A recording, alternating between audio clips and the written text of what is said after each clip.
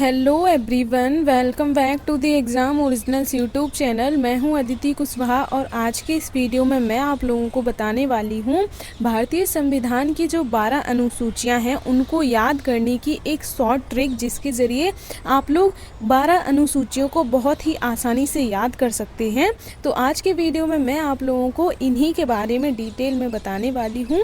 तो चलिए हम लोग वीडियो को स्टार्ट कर लेते हैं। तो सबसे पहले अगर हम लोग ट्रिक के बारे में बात करें तो ट्रिक जो है वो है tears of the old PM. तो अब इसको लेकर हम लोग जो है वो 12 अनुसूचियां यानी कि 12 शेड्यूल्स ऑफ इंडियन कॉन्स्टिट्यूशन हैं उनको याद करेंगे। तो कैसे करेंगे? सबसे पहले अगर हम लोग टी से बात करें तो टी का मतलब होता है टेरिटरीज, यानी कि संविधान की जो पहली अनुसूची है, पहला जो शेड्यूल है उसमें टेरिटरीज यानी कि जो भी हमारे राज्य और केंद्र शासित प्रदेश हैं उनके बारे में बताया गया है। दूसरी जो है यानी कि ई से अगर हम लोग बात करें तो उसका मतलब होता है इमोल्यूमेंट्स यानी कि परिलब्धियाँ। तो दूसरी अनुसूची में इमोल्यूमेंट्स के बारे में बताया गया है। और जो तीसरी अनुसूची है यानी कि ए से, उसका नाम है अफर्मेशन, यानी कि तीसरी अनुसूची में शपथ या फिर प्रतिज्ञान के बारे में बताया गया है, अफर्मेशंस के बारे में बताया गया है। और जो चौथी अनुसूची है उसमें राज्यसभा के बारे में बताया गया है। तो आर से मतलब होता है राज्यसभा, तो इसमें चौथी अनुसूची में सभा के बारे में बताया गया है। और एस से मतलब होता है schedule areas and schedule tribe, यानी कि पांचवी जो अनुसूची है उसमें अनुसूचित क्षेत्र और अनुसूचित जनजातियों के बारे में बताया गया है। तो ये 5 शेड्यूल्स आप लोग टीयर्स से याद करके रख सकते हैं। इसके बाद फिर हम लोग अगर छठवीं अनुसूची के बारे में बात करें तो यानी कि ओ का मतलब है टीयर्स ऑफ में ओ जो है उसका मतलब है अदर शेड्यूल एरियाज, यानी कि अन्य अनुसूचित क्षेत्र। विशेषकर अगर इसमें हम लोग बात करें जो नॉर्थ ईस्टर्न इंडिया है उसमें जो भी अनुसूचित क्षेत्र बताए गए हैं उनके बारे में छठवीं अनुसूची में बताया गया है। तो ये आप लोग याद रख सकते हैं। अब इन राज्यों को याद करने की जो ट्रिक है वो मैं आप लोगों को नेक्स्ट वीडियो में बताऊंगी।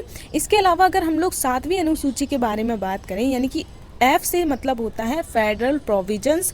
तो 7वीं अनुसूची में फेडरल प्रोविजंस के बारे में बताया गया है, जिसमें संविधान की जो 3 सूचियां हैं, संघ सूची, राज्य सूची और समवर्ती सूची यानी कि सेंट्रल लिस्ट, इसके अलावा स्टेट लिस्ट और कॉन्करेंट लिस्ट, तो इन लिस्ट्स के बारे में 7वीं अनुसूची में बताया गया है।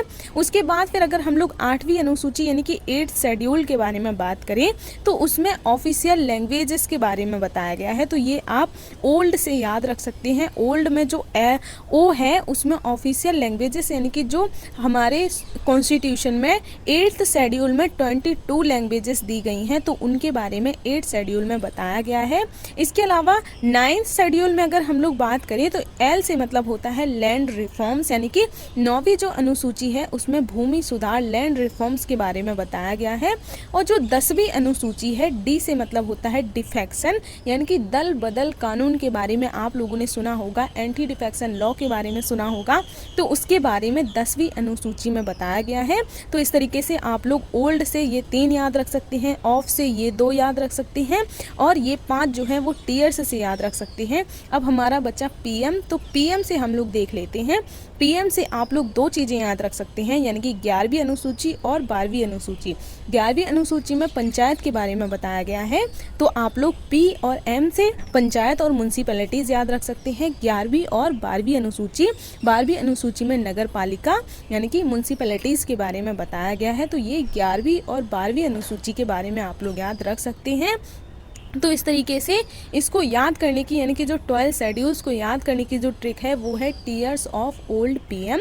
टी से यहाँ पे मतलब है टेरिटरीज, ए से मतलब है अफर्मेशन, आर से मतलब है ई से मतलब है इमोल्यूमेंट्स, ए से मतलब है अफर्मेशन, आर से मतलब है राज्यसभा, ओ से मतलब है जो भी अगर हम लोग पहले एस से बात करें तो एस से मतलब है scheduled areas and scheduled tribe, और एस ओ से मतलब है यहाँ पर अदर शेड्यूल्ड एरियाज, एफ से मतलब है फेडरल प्रोविजंस, ओ से मतलब है ऑफिशियल लैंग्वेजेस, एल से मतलब है लैंड रिफॉर्म, डी से डिफेक्शन और पी से पंचायत और एम से म्यूनसिपैलिटीज़। तो इस तरीके से टीयर्स ऑफ ओल्ड पीएम के जरिए आप लोग 12 अनुसूचियों को याद रख सकते हैं।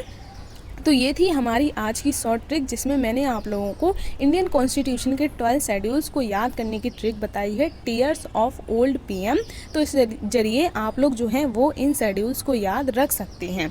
इसके अलावा आप लोग हमारी और भी कोर्सेज ज्वाइन कर सकते हैं, जैसे हमारे यहाँ आप लोगों को एमपीपीएससी का पूरा सिलेबस, इसके अलावा एमपीपीएससी प्री और मेंस का स्टडी मटेरियल, प्री और मेंस की टेस्ट सीरीज, सीसेट और एनसीईआरटी का सिलेबस, इसके अलावा एमपीएसआई और पटवारी का भी पूरा सिलेबस देखने को मिल जाता है।